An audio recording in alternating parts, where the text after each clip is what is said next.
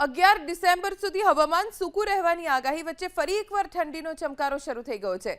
રાજ્યોના વિવિધ શહેરોના લઘુત્તમ અને મહત્તમ તાપમાનમાં 2 દિવસમાં ભારે ઘટાડો જોવા મળ્યો। આગામી દિવસોમાં લઘુત્તમ તાપમાનમાં મોટો ફેરફાર થવાની શક્યતા છે। અમદાવાદનું લઘુત્તમ તાપમાન 16 ડિગ્રી આસપાસ રહેશે। છેલ્લા 24 કલાકમાં 11.9 ડિગ્રી સાથે દાહોદ રાજ્યનું સૌથી ઠંડુ શહેર બન્યું। વહેલી પરોઢે અમદાવાદ, સુરત, વડોદરા, રાજકોટ સહિતના તમામ શહેરોમાં ફૂલ ગુલાબી ઠંડી જોવા મળી। ગુજરાતના ઉત્તર ભાગમાં આવેલા દરિયાકાંઠાના ભાગોમાં ઉત્તરીય પવન ફૂંકાશે, જ્યારે દક્ષિણ ભાગમાં ઉત્તરથી ઉત્તર પૂર્વના પવન ફૂંકાશે। પવનની ગતિ 15 થી 20 કિલોમીટર પ્રતિ કલાક રહેવાની સંભાવના છે। રાજ્યોના વિવિધ શહેરોના લઘુત્તમ અને મહત્તમ તાપમાનમાં 2 દિવસમાં ભારે ઘટાડો જોવા મળ્યો।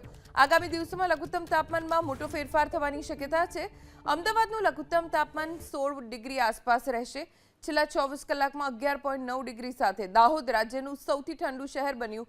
વહેલી પરોઢે અમદાવાદ, સુરત, વડોદરા, રાજકોટ સહિતના તમામ શહેરોમાં ફૂલ ગુલાબી ઠંડી જોવા મળી। ગુજરાતના ઉત્તર ભાગમાં આવેલા દરિયાકાંઠાના ભાગોમાં ઉત્તરીય પવન ફૂંકાશે, જ્યારે દક્ષિણ ભાગમાં ઉત્તરથી ઉત્તર પૂર્વના પવન ફૂંકાશે। પવનની ગતિ 15 થી 20 કિલોમીટર પ્રતિ કલાક રહેવાની સંભાવના છે।